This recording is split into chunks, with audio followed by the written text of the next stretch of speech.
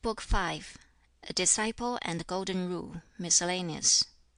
The Master pronounced Gong Ye Chang, a disciple, to be a marriageable person, for, although lying bound in criminal fetters, he had committed no crime, and he gave him his own daughter to wife. Of Nan Jung, a disciple, he observed that in a state where the government was well conducted, he would not be passed over in its appointments; and in one where the government was ill conducted, he would evade punishment and disgrace. And he caused his elder brother's daughter to be given in marriage to him. Of Tsz chian, a disciple, he remarked, "A superior man indeed is the like of him. But had there been none of superior quality in Lu, how should this man have attained to his excellence?" Tsz kung asked, "What of me, then?" "You," replied the Master, "you are a receptacle." "Of what sort?" said he. "One for high and sacred use," was the answer.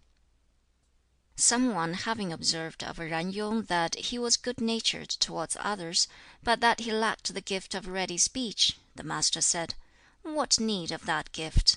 To stand up before men and pour forth a stream of glib words is generally to make yourself obnoxious to them. I know not about his good naturedness, but at any rate what need of that gift?"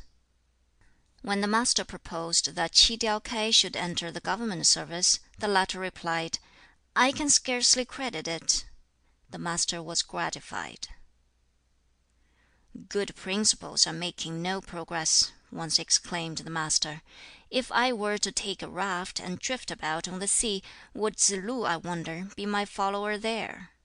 That disciple was delighted at hearing the suggestion, whereupon the Master continued, "He surpasses me in his love of deeds of daring.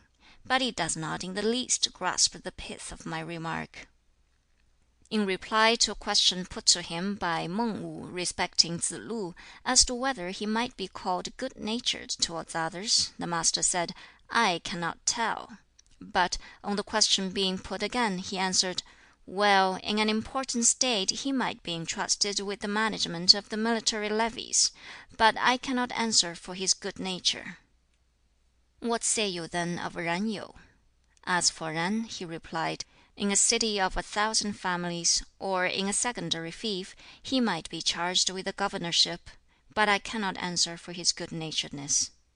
"Take Tsz hua then, what of him?" "Tsz hua," said he, "with the cincture girt upon him, standing as attendant at court, might be charged with the addressing of visitors and guests, but as to his good naturedness I cannot answer." Addressing Tsz kung, the Master said, "Which of the two is ahead of the other, yourself or Hui?" "How shall I dare," he replied, "even to look at Hui? Only let him hear one particular, and from that he knows 10, whereas I, if I hear one, may from it know 2." "You are not a match for him, I grant you," said the Master. "You are not his match." Tsai Yu, a disciple, used to sleep in the daytime. Said the Master, "One may hardly carve rotten wood, or use a trowel to the wall of a manure yard. In his case, what is the use of reprimand?" "My attitude towards a man in my first dealings with him," he added, "was to listen to his professions and to trust to his conduct. My attitude now is to listen to his professions and to watch his conduct. My experience with Tsai Yu has led to this change." "I have never seen," said the Master, "a man of inflexible firmness." Some one thereupon mentioned Shen Ch'eng, a disciple. "Ch'eng," said he, "is wanton. Where do you get at his inflexibleness?" Tsz kung made the remark, "That which I do not wish others to put upon me, I also wish not to put upon others." "Nay," said the Master, "you have not got so far as that." The same disciple once remarked, "There may be access so as to hear the Master's literary discourses, but when he is treating of human nature and the way of heaven, there may not be such success." Tsz lu, after once hearing him upon some subject, and feeling himself as yet incompetent to carry into practice what he had heard, used to be apprehensive, only lest he should hear the subject revived. Tsz-kung asked how it was that K'ung Wen had come to be so styled Wen, the talented. The Master's answer was, because, though a man of an active nature, he was yet fond of study, and he was not ashamed to stoop to put questions to his inferiors. Respecting Tsz ch'an, the Master said that he had 4 of the essential qualities of the superior man. In his own private walk he was humble-minded. In serving his superiors he was deferential. In his looking after the material welfare of the people he was generously kind. And in his exaction of public service from the latter he was just. Speaking of Yen Ping, he said, he was one who was happy in his mode of attaching men to him. However long the intercourse, he was always deferential to them. Referring to Tsang Wan, he asked, "What is to be said of this man's discernment? This man with his tortoise house, with the pillar heads and posts bedizened with scenes of hail and mire." Tsz chang put a question relative to the chief minister of Chu, Tsz wen. He said 3 times he became chief minister, and on none of these occasions did he betray any sign of exaltation. 3 times his ministry came to an end, and he showed no sign of chagrin. He used without fail to inform the new minister as to the old mode of administration. What say you of him?" "That he was a loyal man," said the Master. "But was he a man of fellow feeling?" said the disciple.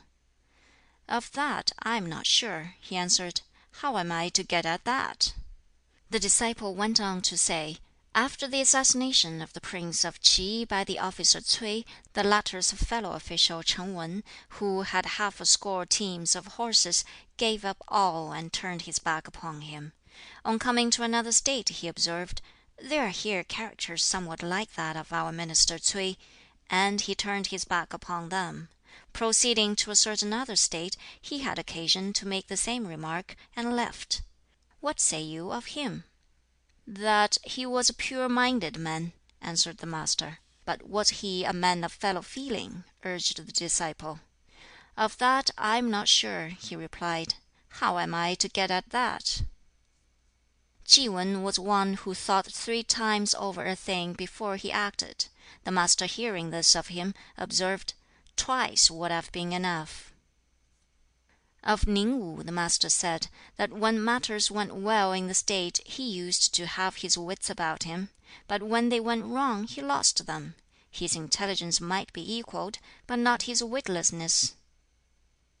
Once, when the Master lived in the state of Ch'in, he exclaimed, "Let me get home again! Let me get home! My school children are wild and impetuous. Though they are somewhat accomplished, and perfect in one sense in their attainments, yet they know not how to make nice discriminations." Of Po yi and Shu qi he said, "By the fact of their not remembering old grievances, they gradually did away with resentment." Of Wei sheng gao he said, "Who calls him straightforward? A person once begged some vinegar of him, and he begged it from a neighbor, and then presented him with it." "Fine speech," said he, "and studied mien, and superfluous show of deference, of such things Tso Chiu ming was ashamed. I too am ashamed of such things. Also of hiding resentment felt towards an opponent and treating him as a friend, of this kind of thing he was ashamed, and so too am I."